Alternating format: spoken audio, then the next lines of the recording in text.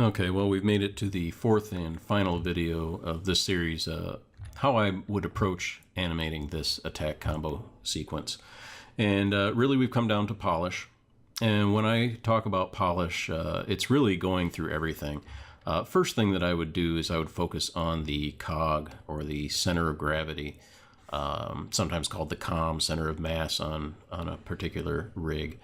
And basically the reason you start there is because everything builds off of that. You kind of start in the center of the character and move outwards. And I would go through every little single frame and just see if there's anything that's a little off, that feels funny. And from there, especially if I did find something, I often will pull up the graph editor, because the graph editor can really pinpoint for you where that problem is. You're like, it kind of feels funny here, but I don't know. Is it translate X? Is it translate Y? Is it translate Z? Rotation, whatever. And so you can kind of look at these and you can kind of see, oh, well, this is weird. Look at this thing. It jumps up, right there. Why does it jump up right there? And you're looking at rotate X. Well, it's going up really fast because she's going up really fast. So that one's okay. But those are the kind of things that you're looking for, is some of these anomalies.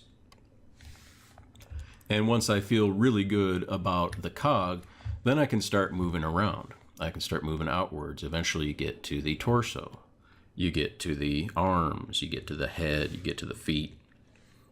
In this rig's case, I have finger joints, knuckles and all that kind of stuff. I want to make sure. She also has a hair, which is nice, and it can show some overlap. So you can kind of see as she's landing and it's falling up and falling down, and then she goes up and it snaps forward. It's kind of following her movement. Really nice way of showing some overlap on this character.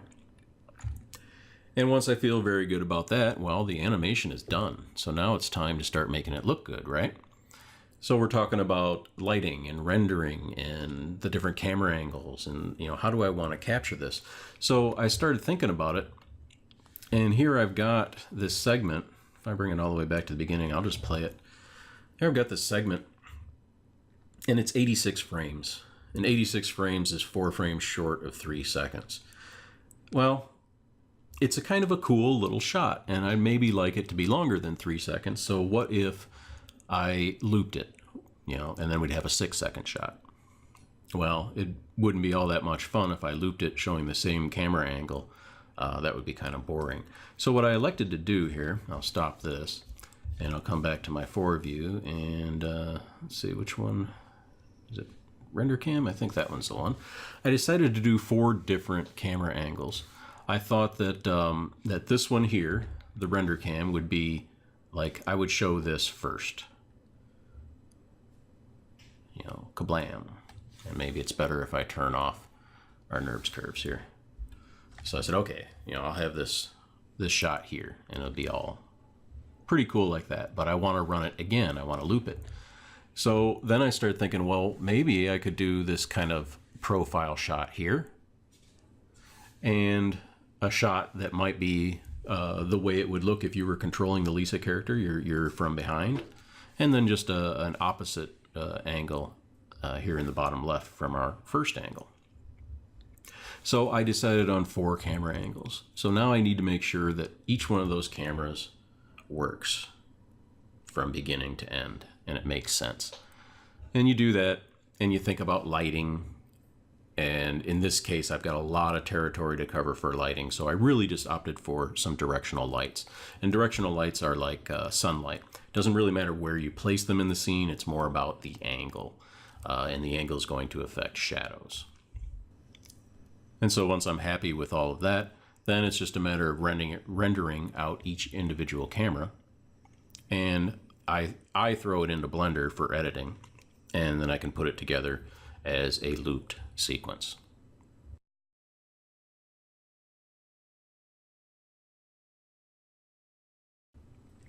Now, one thing that you might notice here, and you can see it particularly well here on this Render Cam B, is I decided that I wanted that last hit to really have some impact. I've been talking this whole series about, the attack doesn't mean anything if the impact doesn't give you some feedback, or if the enemy doesn't give you some feedback.